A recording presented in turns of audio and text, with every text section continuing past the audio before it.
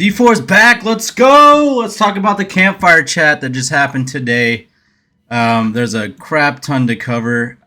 The general consensus is very positive. I watched a couple streamers, and before the stream started, everyone's like, "Oh, D4 bad, D4 bad."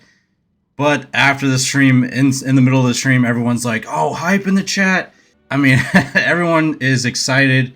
Maybe I'm overly excited, but it's definitely had to happen. I will agree with everyone else that if this was a release, if D4 was held back and released a year later, like now-ish, with all these changes implemented, I think people would have had a lot different mindsets than what they do now. Basically, a complete overhaul of all the mechanics. No, not all, but most of the mechanics and systems in the game. Huge changes. And I remember playing back last summer. I remember playing and thinking, man, a lot of these mechanics just suck. But unfortunately, this is the game, and it's never gonna change. But I guess they're willing to change a lot of stuff. So let's just kind of get into. I'm gonna kind of go over it quickly as I can because there's a lot of stuff in here. So I made some bullet points here.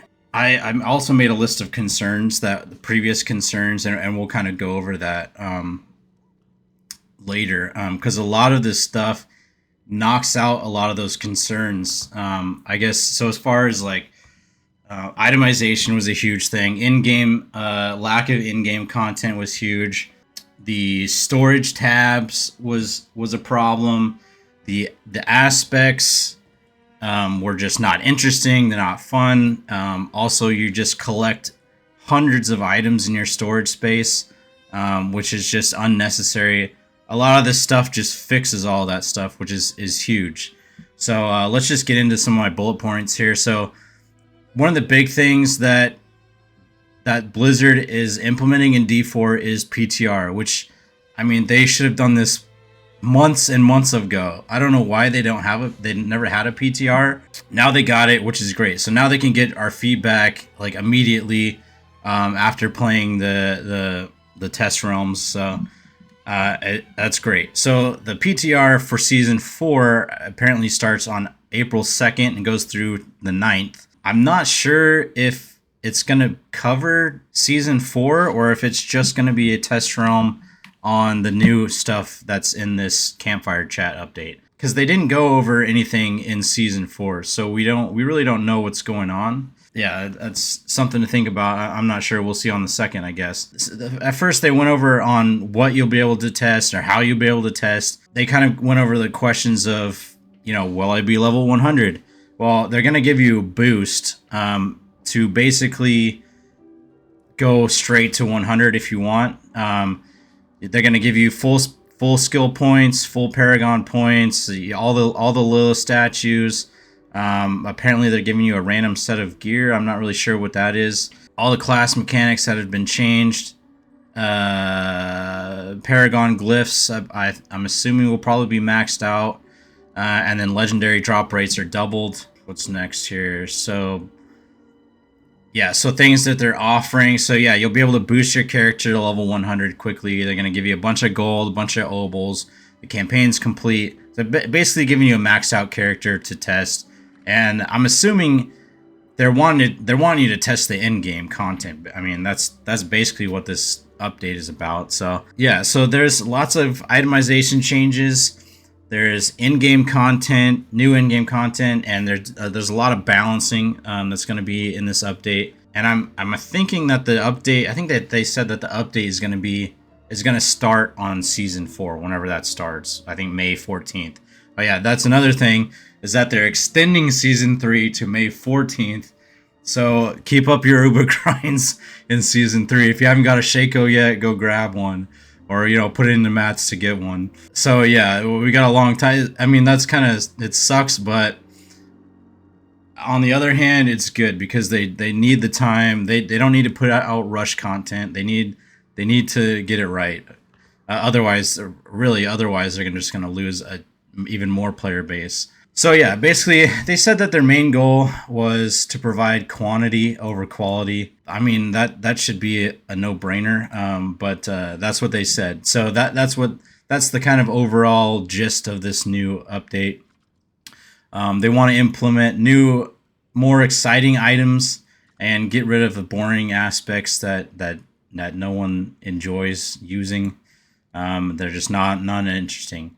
And they want to give more customization to items. So the gist is they want you to be excited over items, and that's awesome because one of my biggest issues, thinking back in D2, I mean, to me, it's worth grinding all your Duriel runs, all your Bale runs, and grinding that over and over and over again because that one time when that whatever drops, that jaw drops, such a great feeling. And so they're I think that they're wanting to move towards that direction, which is huge. Okay, yeah. So here's kind of their itemization like outline here. So there's updates to the base items. There's additional updates. There's Codex of Power updates, and then they have these three different mechanics that are in here: tempering, greater affixes, and masterworking. Let's start off with the base item updates. So they're wanting to implement a smaller pool of affixes. So they're getting rid of a lot of the current affixes that are in the game that are just convoluting the pool, and they're not interesting. They're very specific, I guess, to a certain build or to a certain skill, and they kind of want to get rid of that and be more relevant to the whole build and more specific to your build as a whole. And they want to make these things more potent, is what they said.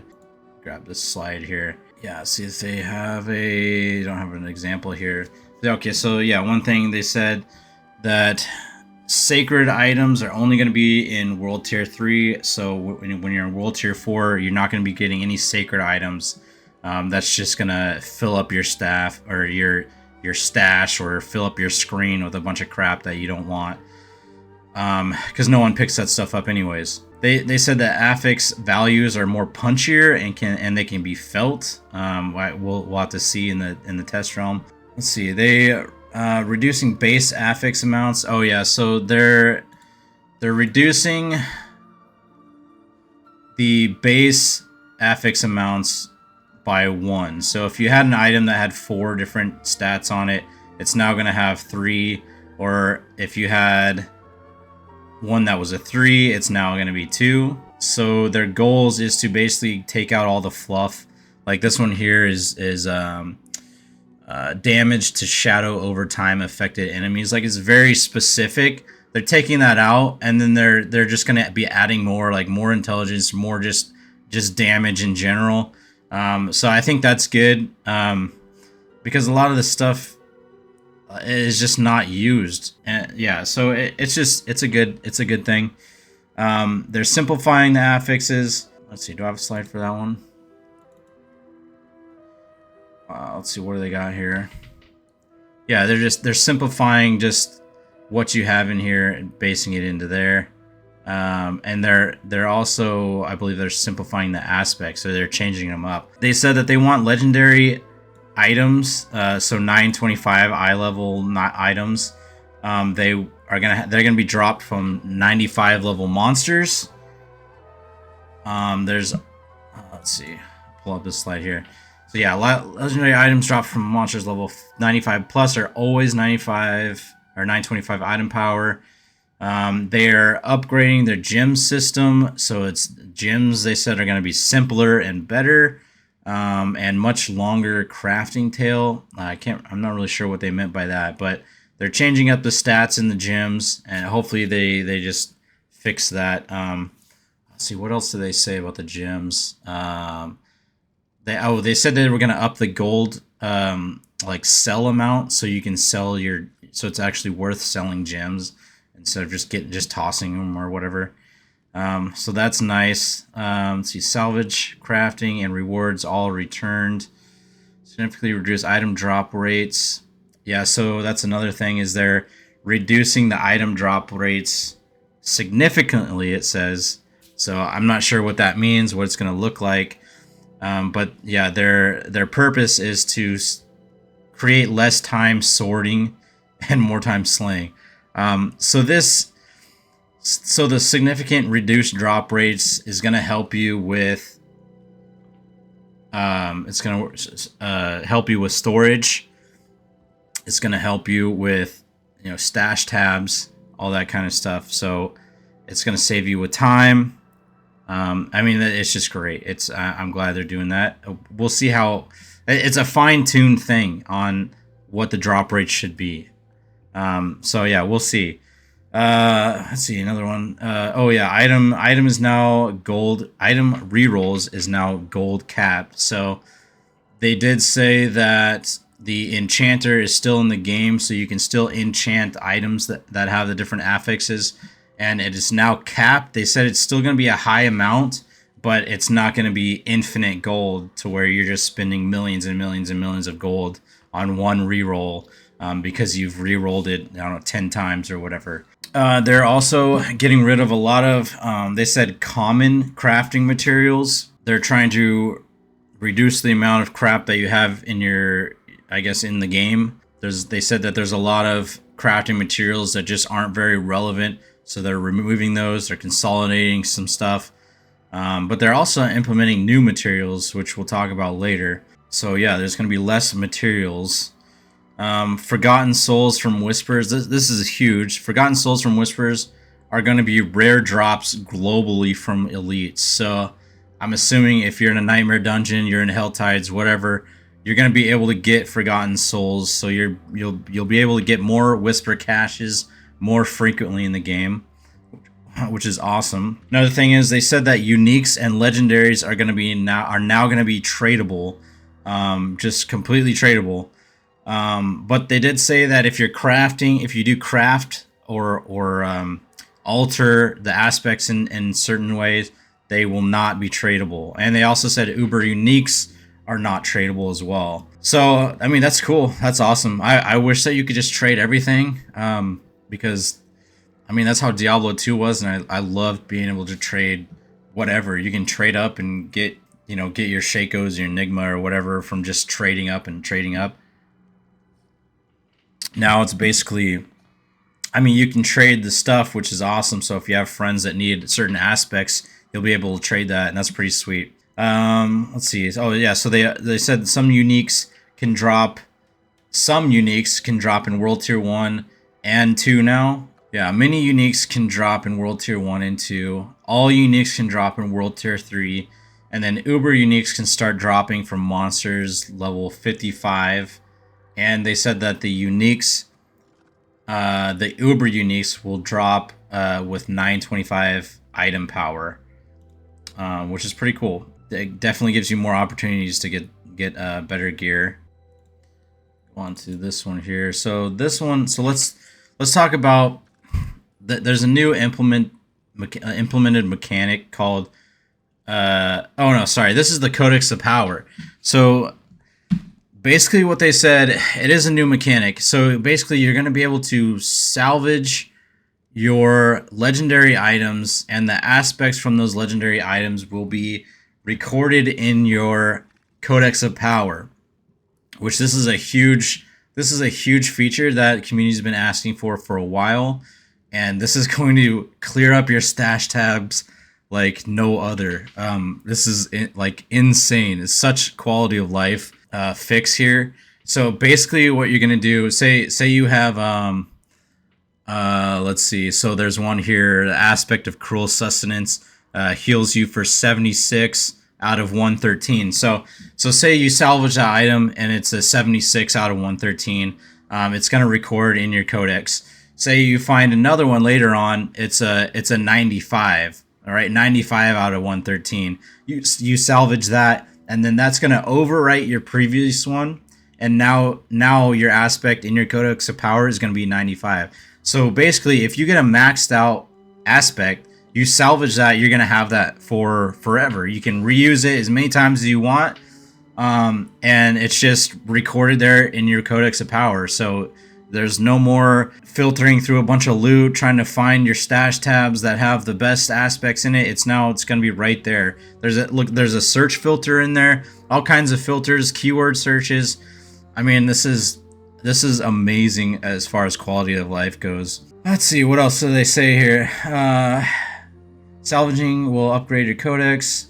Upgrades will be available to. So during the season, if you make any alt characters, you'll be able to use the same aspects that you've accumulated from your main character, which is huge. I mean, there was other mechanics that were in season 3 that what was it, that they just didn't carry over for your alts and didn't make any sense. So you're just having to regrind. It was the stones, the stones, your rune stones for your pet. You just have to regrind all of those again if you want to make another character. So the fact that they're allowing this happen with your alts is awesome in my opinion. And I'm sure in most people's opinions they probably would agree. So going on to the next kind of mechanic, this is a new, absolutely new mechanic that they're implementing in the game. So basically, from what they said is, I think that they're taking out the upgrade system. Like when you go to the armor and you just upgrade your armor 5 times, and then that's that. So they're kind of breaking this out into 2 different systems. Now they have a tempering system, and now they also have a masterworking system, and we'll go over the masterworking later. But the tempering system, it basically is going to add affixes to items. So like I said earlier, they're taking the number of affixes you get out of your legendaries. Like before, it was from 4 aspects to 3. So now you can actually add aspects over those. So if you have 3, you can add 1 to make it 4. And they also said that ancestral items can have 2 temperings on them. So you can actually have up to 5 aspects on your gear now. So yeah, let's see. So the tempering works is there's manuals, which are basically recipes that you find out drop in the game that drop from wherever. I'm not really sure. They didn't, maybe everything. I'm not really sure. Oh yeah, drop from most content. Well, I got disconnected back there. So yeah, it drops from most content. So there's not target farming for these. So basically, you're going to let's see. Do I have a slide? I think I have a slide.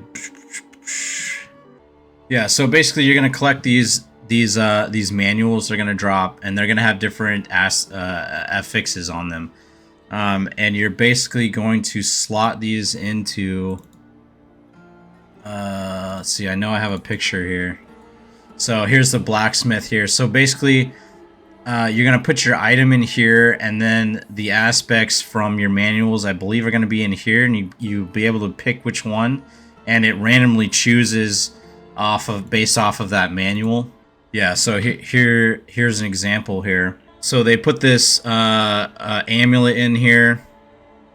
You can see it has the tempered affix is 0 out of 2 because this is an ancestral. Before it had 3, and now this one over here afterwards has 1, 2, 3, 4, 5. And these icons down here, see if I can blow this up. These icons, no, you can't see it.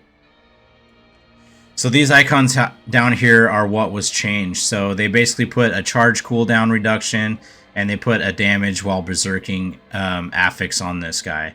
So yeah, it's pretty cool. You can customize your stuff to more suit your build, and it actually gives you an extra slot. Yeah, you can re-roll affixes. I can't remember what they said exactly. This one has so they called it a tempered durability, but they said they're gonna reword this basically to temper re-roll, I think.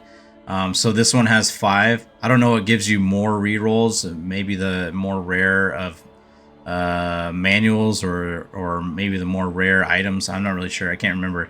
I think they did say that in the stream though. I can't remember. And they also said unique items cannot be tempered. So it's just going to be ancestral, sacred, and just base items. So the next thing they talked about was the greater affixes. So this is going to help with, I think it's going to help a little bit with loot filters. A lot of people want loot filters in the game. I think this is going to help because this is more of an in-game mechanic.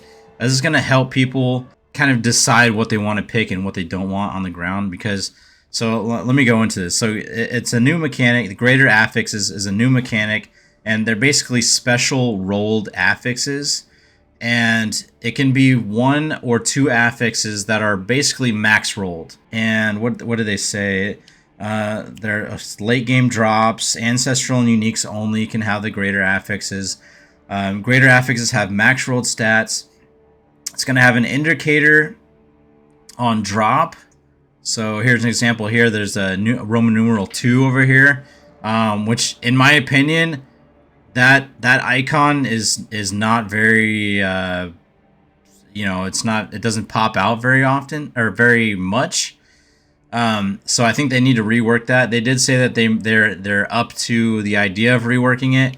But it's just, I feel like it'd be hard to see, especially when you got a bunch of combat going around. It's not going to be popping out but so basically the Roman numeral 2 means that it has 2 greater affixes on this particular item. So here's an example. These gloves, they're marked with this icon here saying that they're max rolled. They're greater affixes, right? So you got 126 out of 126 intelligence, 75%, which is max rolled. So yeah, this is huge. So basically taking this idea and implementing it with the tempering idea. So if you're finding say you find these gloves, right? It's max rolled, and you're wanting intelligence, you want critical strike damage. So you can take the tempering and add to these, and then you can also use the masterworking mechanic, which I'll talk about here in a second, to even further improving these. So basically for in-game content, you want to just be searching for these greater affix, Roman numerals 2, because those are going to be the most godly craftable items that you'll be able to get craftable items. Besides the uber uniques, that these are going to be like the next step.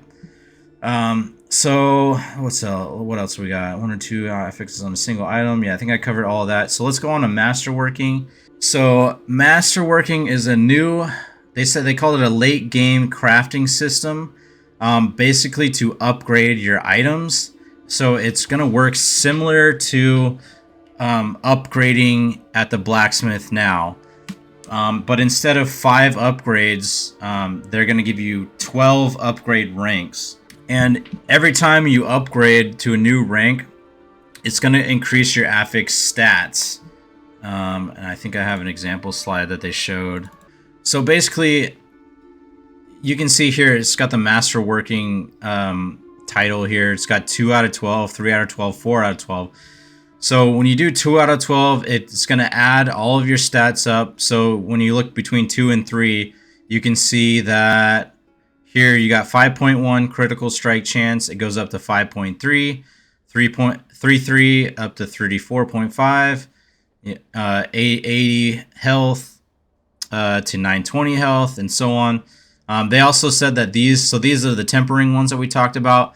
In this image, it doesn't change, but they said that that's a bug, and these are also going to be upgraded when you masterwork them. And they said that every 4 upgrades, so you got 4, 8, 12 being the max, those are going to specifically have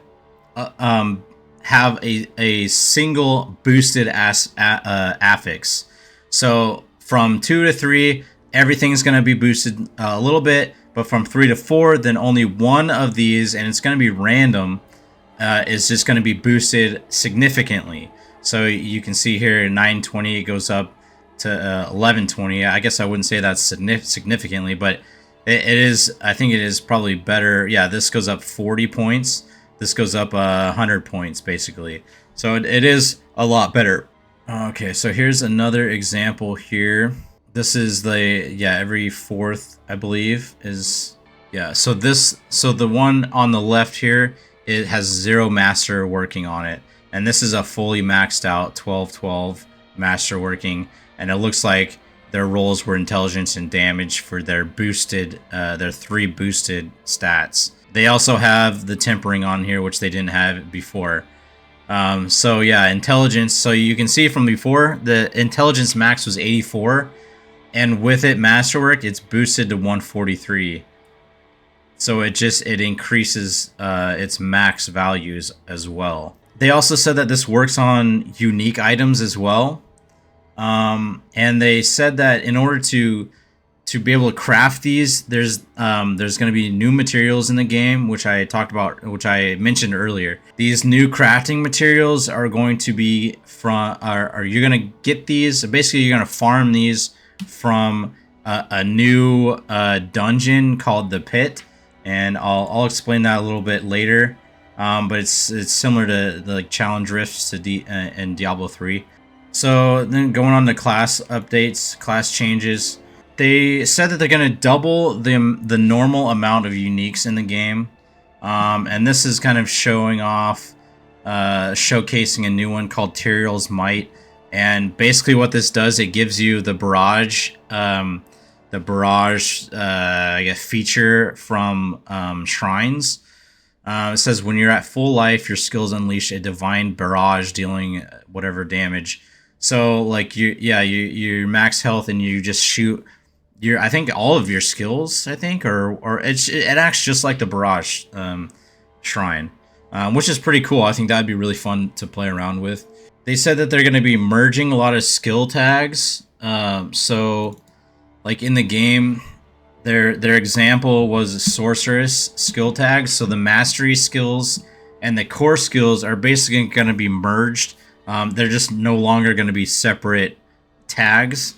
So it's going to work a lot better with aspects, since the aspects don't specifically say only, increase to mastery skills or core skills. It's just gonna blanket cover the whole thing, which is great. Yeah. So they also said, so they gave a lot of examples from the sorceress. Frozen orb. There's a lot of changes. They wanted to change how frozen orb mechanic works. So when you click it, it just shoots out. Now wherever you click on the screen, it will explode where your mouse clicked.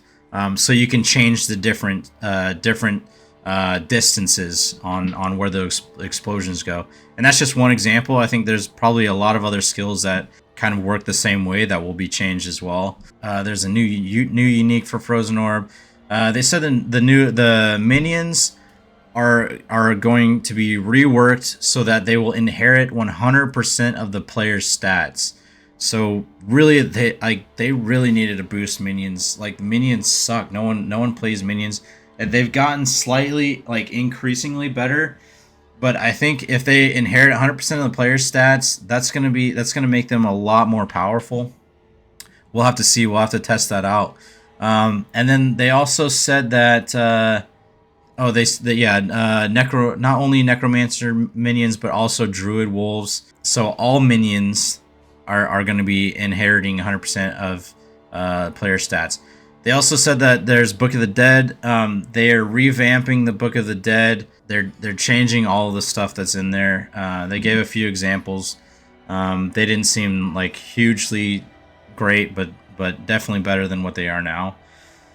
They also said that they're nerfing charge Hoda barbs, which is not, it's not surprising. I didn't think they were that overpowered, but yeah, they're nerfing barbs. And another thing that they said was that the aspects will now be based off of basically will scale off of your weapon power.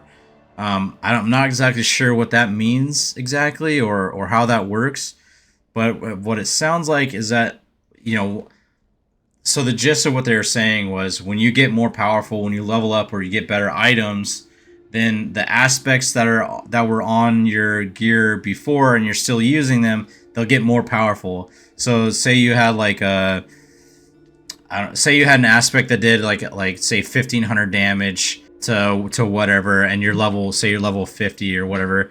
Once you get a higher level or you get better gear, say at like 70, you have better gear, then that same aspect will now scale with you. So maybe it'll do like 4,000 damage or something like that.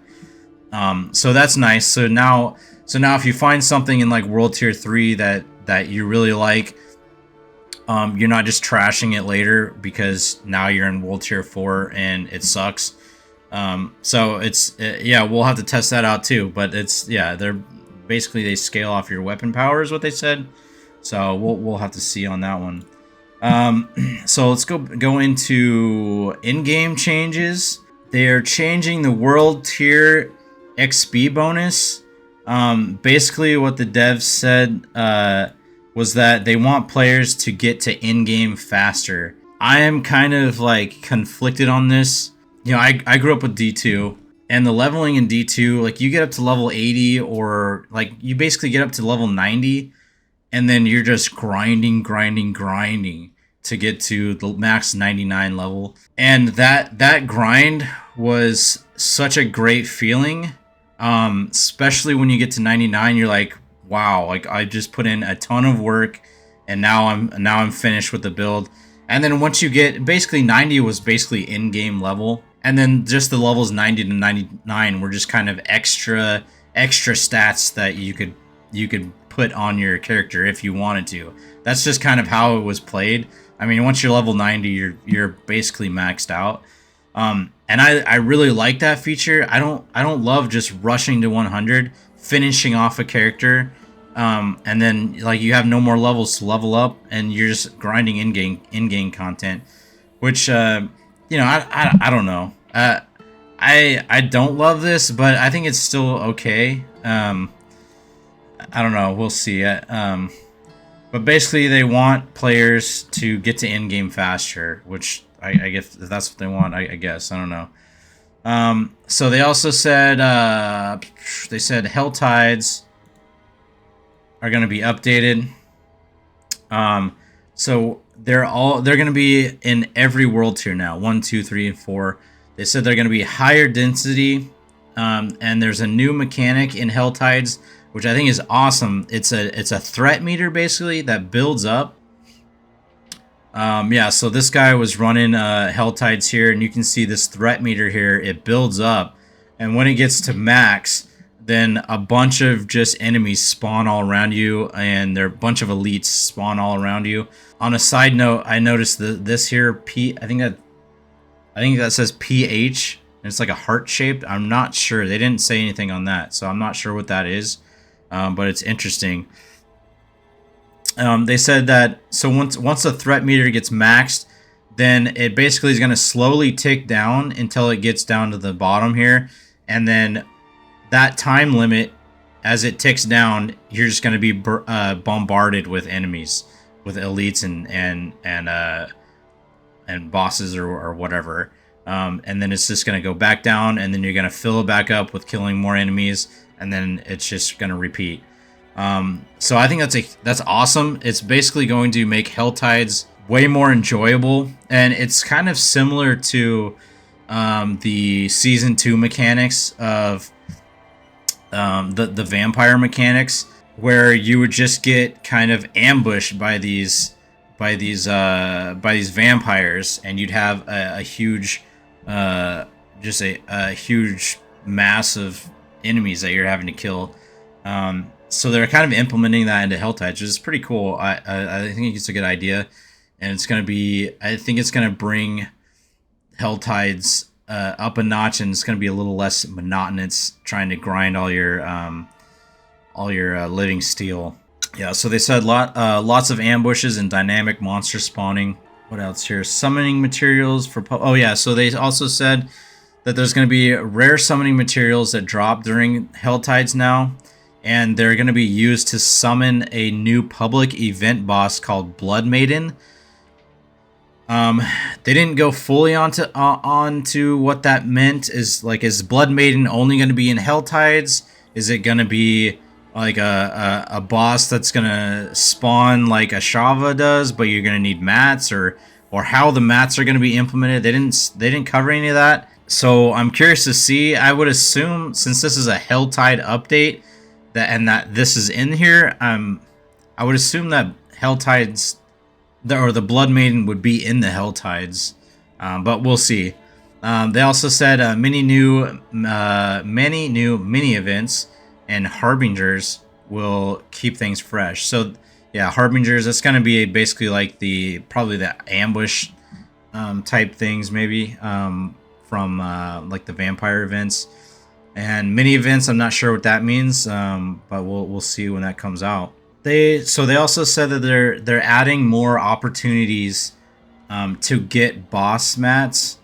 So it's not just going to be Helltide chests for living steel. You're going to be able to get more opportunities to get living steel, or to get whatever mats. They said, I'm pretty sure they said all mats are going to be are just going to have more opportunities to drop. They also said that there's a new boss, Andariel, which is awesome. I'm really hyped for Andariel, because when I played through the campaign the first time and I saw Andariel, I was like, oh my god! I was so like, it was so much nostalgia from D2. I loved fighting her, but the fight was so fast and it's over with, and then it's like, well, it was so underwhelming. So they're adding her to the boss, the boss options here, which is awesome. They showed a little snippet of someone fighting her, and to be honest, it looked kind of lackluster. They definitely need to add more stuff going on. It was just like one guy fighting Andariel, and she wasn't really doing anything except spitting acid, which, yeah, I don't know. It just seemed kind of lackluster. In D2, there was a bunch of other minions running around trying to kill you as well. So I think that it's still a work in progress probably. So they'll probably add more to it, but I hope that they do, because it definitely looked a little sad. So they said to summon Andariel, you're basically gonna be running Beasts in the Ice and Lord Zir for mats. So that's kind of expected. You had Vershawn and the other guy, I can't remember his name. Yeah, those guys drop mats for Duriel. Now these other two guys are going to drop mats for Andariel. And they also said that the Andariel is going to have the same drop table as Duriel. I think they also said that they increased the drop rate. I could be wrong, but yeah, Andariel is going to drop the same stuff as Duriel. So now, so this in turn will make you have to will give you less time farming mats for Duriel, because you're also getting Beast in the Ice mats and Lord Zir mats by running Nightmare Dungeons. So as you're doing other things, you'll be getting these other mats. Like right now in Season 3, I have all these mats. Like, I used up all my mats for Duriel, right? But I still have all of the blood and all the black, whatever, I can't remember what it is, all the Beast in the Ice and Lord Zir stuff. I don't even use it because I don't need any of that stuff that they drop. So now it gives me an opportunity to use all those things that are just sitting in my stash. So it just gives you more opportunities to get Uber Unique. So that's awesome. I love this. So there's a new feature which I mentioned earlier. It's called the Pit, or Artificer's Rifts, or Artificer's Obelisks. Is basically a portal activator. It opens up the rift. Opens up the rift to the pit. And what they said, so basically this is going to be similar to challenge rifts in D3. You're going to go in there. It's a timed event, and there's no loops. No loot is going to drop until the end boss. And you kill the end boss, and then a chest drops. And so basically, yeah, it's a timed event. You run, you kill all the monsters. You go into the next portal, you jump in, it's going to be a new dungeon or new tile layout, and then you kill all those guys. And it looked like from the video there's only 2 of them, But I'm not sure if that's going to change or how that works exactly. But there was two different like tile setups, and then there was a portal to the boss. And then you kill the boss, and the boss was basically like it was like a very overpowered like elite. It wasn't like a boss like oh god, what's that one? The guy that always the boss that always freaking spawns in every nightmare dungeon. It wasn't a boss like that. It was just like an elite, like maybe an uber. I'm getting tongue twisted. An uber elite is kind of how a good way to explain it, I guess. It basically had boss health. So how this works is you get these materials. I can't remember where you get them from, but basically this helps you open up these rifts. And the rifts are different tiered, and tier 1 starts at monster level 100, as you can see here, and it goes up from there. They said that the tier list goes really far. I don't know how far exactly, but they said it goes really far. So this is in-game content. This is specifically for in-game content. So it's going to be very challenging, I'm assuming. I mean, they've said that in the past, and it hasn't been, but this seems. I mean, if it's starting at level 100, then it's going to be pretty difficult. But basically, you're going to run these, and these are going to drop materials for masterworking, and it's also going to drop boss materials, and Uber boss materials is what they said. So there's going to be new Uber bosses in the game as well. So this was after he killed the guy. I didn't get a screenshot of him fighting the boss, but this is the loot that basically happened afterwards. The boss dropped this, and then a chest dropped, and then the chest dropped a bunch of stuff. The boss dropped a Stygian stone. This is materials to summon Uber bosses. And then they also dropped this Abducite, I think is what it's called. I think I have pictures on that. So there's three different crafting materials that are new for masterworking. So Abducite, which we saw in that last one.